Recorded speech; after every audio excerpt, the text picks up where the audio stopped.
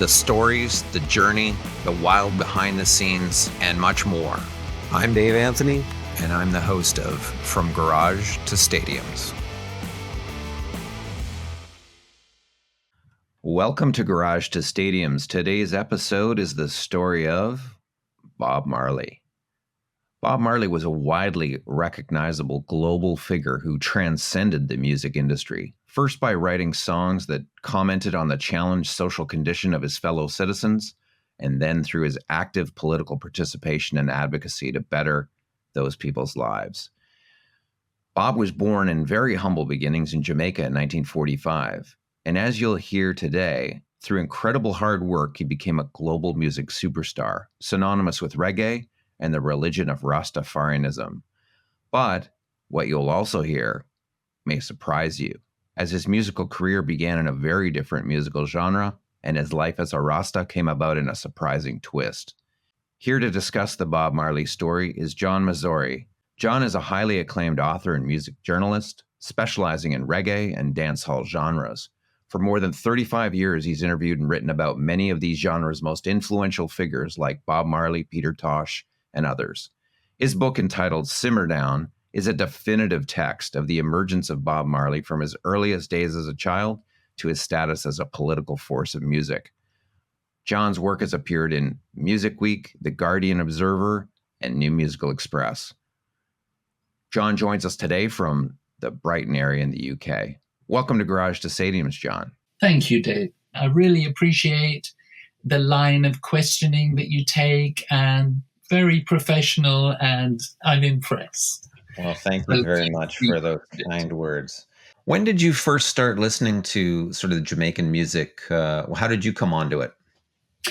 I was 11 years old, and I was watching black and white television, a show called Ready, Steady, Go, and Millie was singing My Boy Lollipop, and she was my first crush.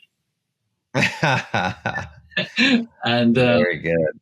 I came from a part of Nottingham where some of the early Caribbean migrants went to live. And so it was pretty multicultural in Nottingham, in the Midlands.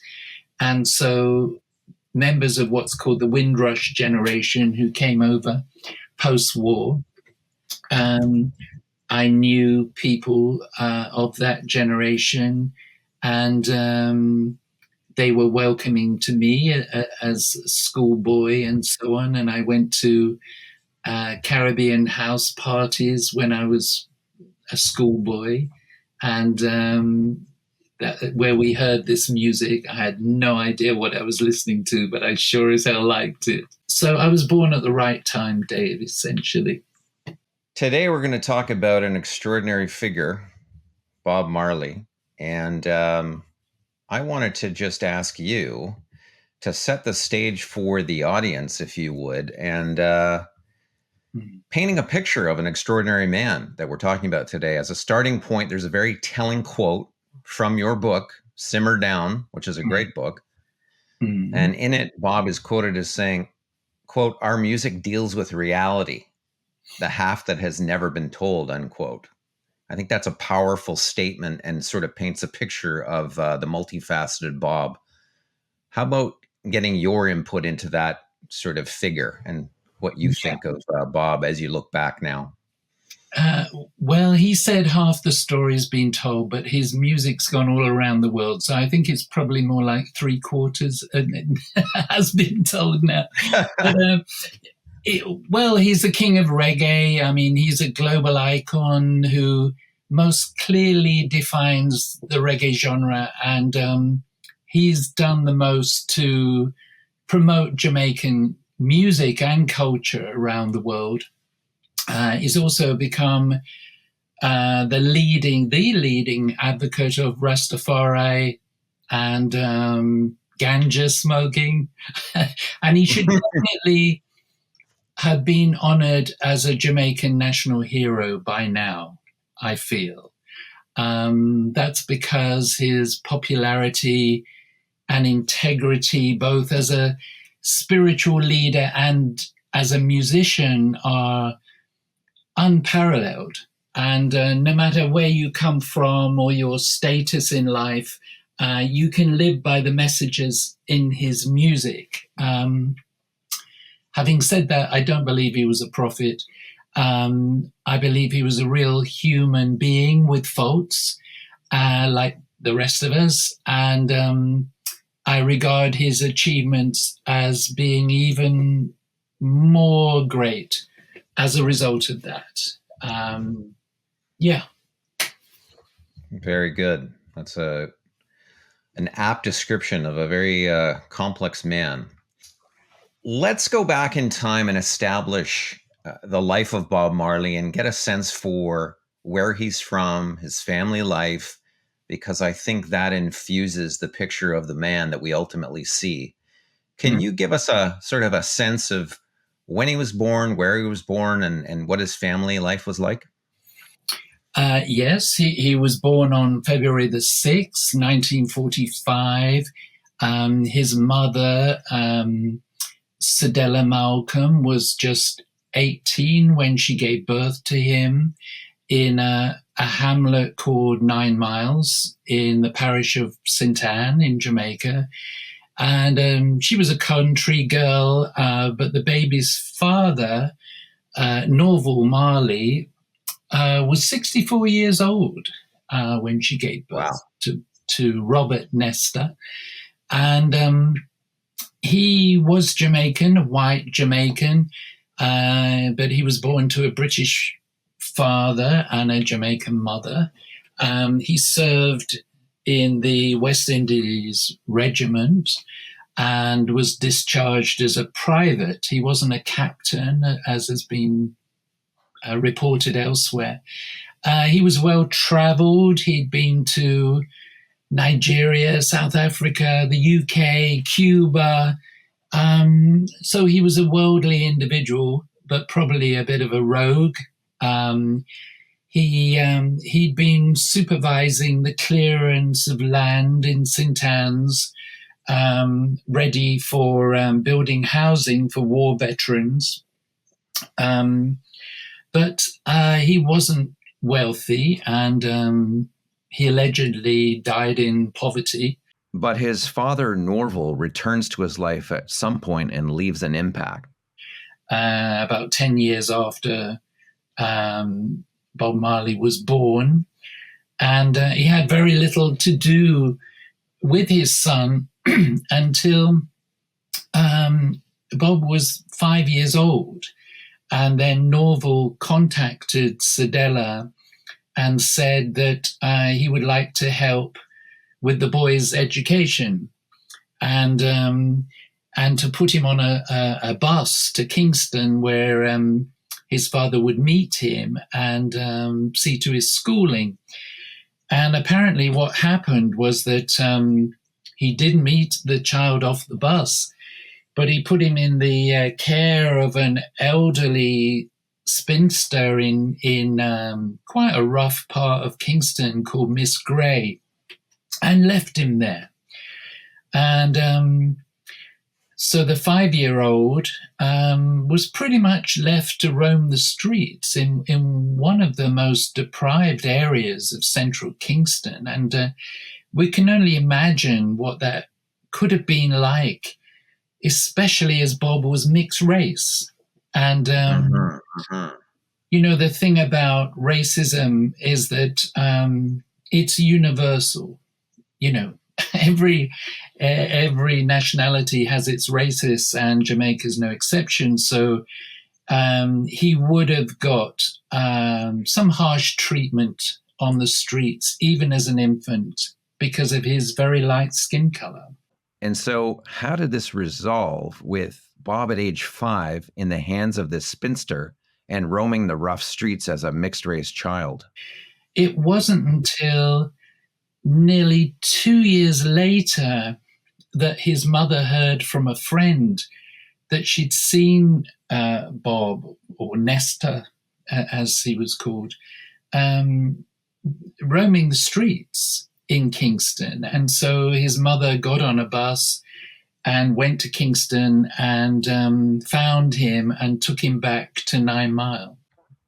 Not long after this, fate intervenes, and Bob Marley meets at a very young age a man that will become an instrumental member of his band, a certain Bunny Livingston, who would ultimately change his name to Bunny Wailer and become a contributing writer and performer on Wailer's songs.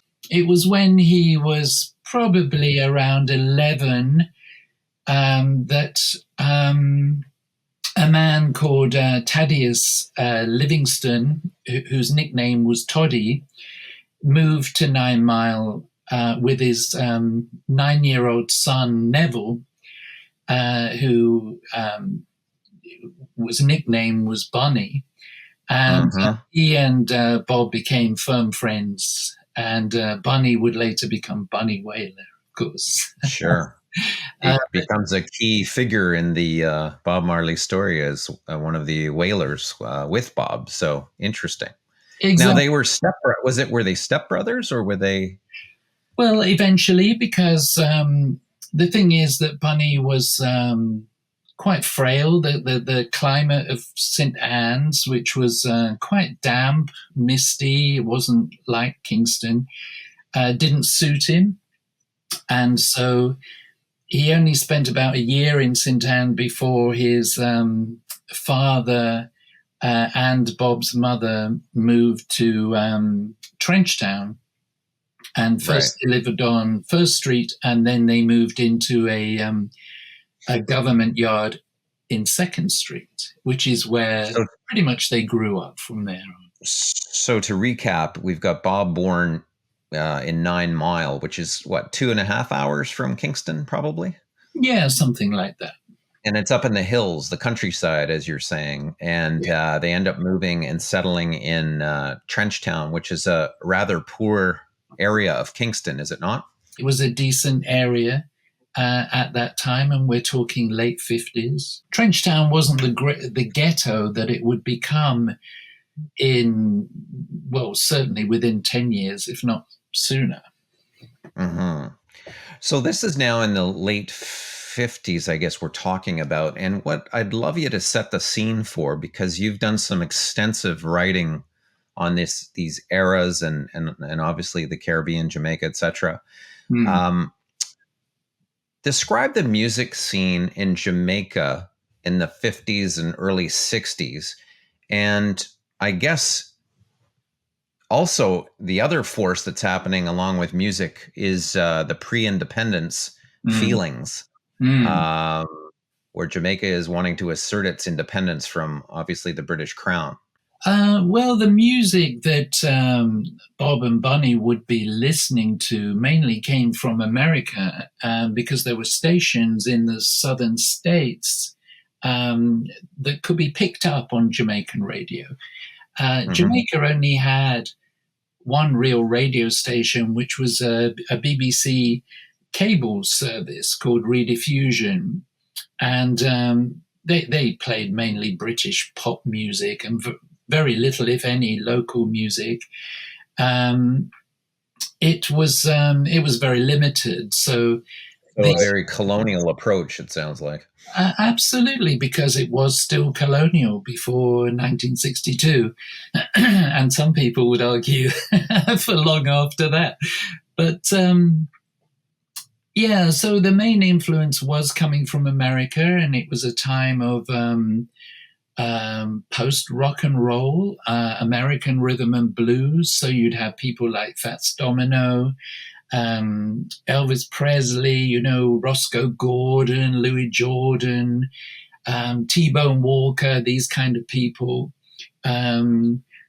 blues and early soul mixed in with some early country and gospel, all influences that would become absorbed by reggae music eventually.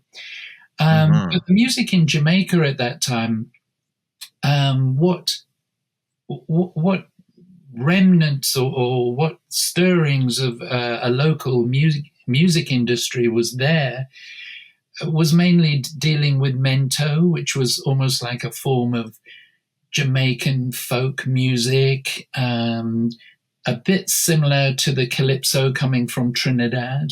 And I think, as you mentioned, independence, there must have been a feeling of real excitement in the air, that Jamaica was at last coming into its own. They were taking back control. They were building new airports and new buildings were going up. And it was this sense of opportunity in the air. And so that would have been very inspiring to musicians and young singers.